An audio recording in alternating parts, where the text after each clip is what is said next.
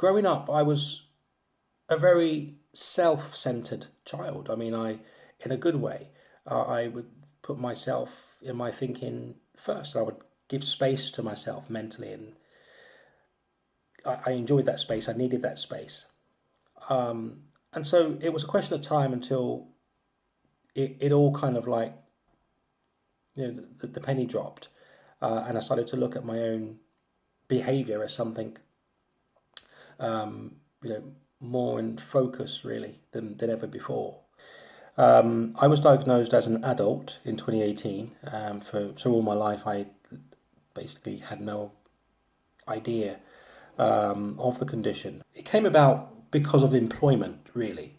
All my life I've worked and had some wonderful roles. And then there came a point where I was out of work.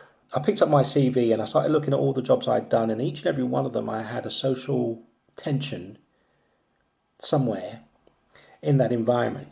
When someone's talking to me, I kind of understand what they want to say straight away. And I'm waiting for them just to say it. But they're creating this whole story and this whole bubble of information. And I'm busy. I know I have to get back to what I'm doing. And at the same time, I have to kind of like sit there patiently and wait for them to actually get to the punchline. And it's annoying the hell out of me. Anyway, bottom line, I create a lot of tensions. I would tell people just look, get to the point, or what is it you want, or why don't you just say that in the first place? There were problems with social relationships and dealing with normal human behaviour in the workplace that I struggled with for many years, and that's what led me to seek a diagnosis of autism. As you can see in my back wall here, I love art. I love to draw. This was probably one of my first pictures, 98. Beautiful picture. The Bathos from William Hogarth, British artist. But I'm going to show you some of the stuff that doesn't get a chance to see the light of day. This one here, talking a little bit about the speed. And in my mind, the speed of mind, when someone really is trying to understand the speed of mind. In my case, I like to get here as quickly as possible. In conversation, in behaviour, all the wishy-washy stuff on the back or around the sides, not interested. I just like to get straight to the point in everything I do, basically. No time to waste. This one, very personal, very intricate as well. A little bit about my head and the amount of stuff that goes through the head when you're processing information, particularly when someone's explaining something to you and looking at this rather blank expression on your face. Well, that's pretty much what's going on. Sometimes it's easy, sometimes it's not, but the mind has a lot to process at all times. This one probably one of the most direct in understanding the difference in thinking that I have, and it just goes into so much detail about the way I see the world and the way I deal with the world. It all really does emphasize how useful it is to get your emotions out of your head and onto paper. Since the diagnosis, it's been very different. In some cases it's been really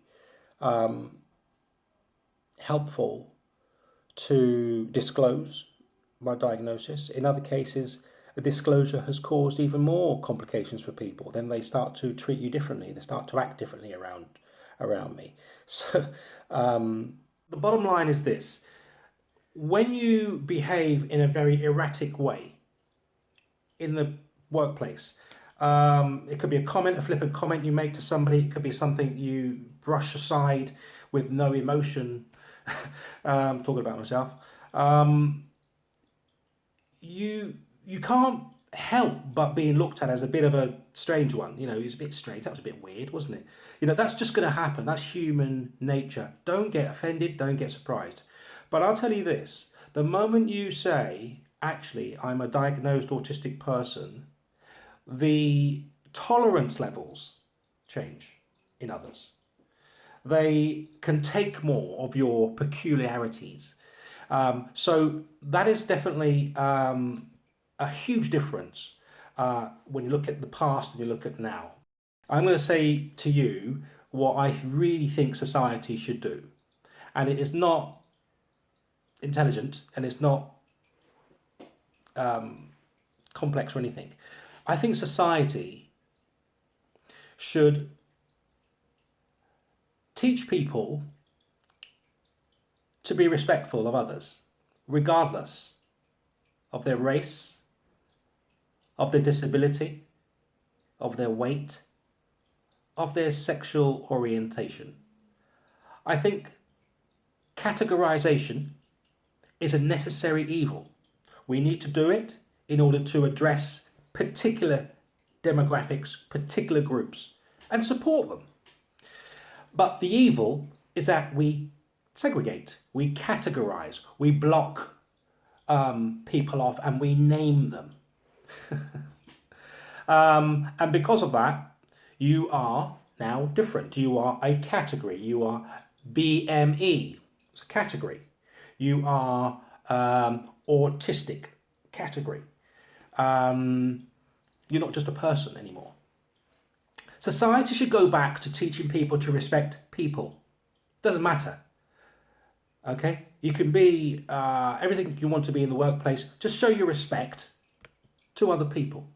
Show manners, justice, honesty, respect. That's all. It's worth, as an individual, just taking time to really get, knuckle down on the specifics on what really is difficult for you. What are the challenges? Take that with you to your autism assessment. Talk about that. Just interrogate that, dissect that more. Because ultimately you're really getting to know yourself in a new way, and that is what it's all about. It's exciting. It's exciting, and I tell you something, the end game is much better than the beginning.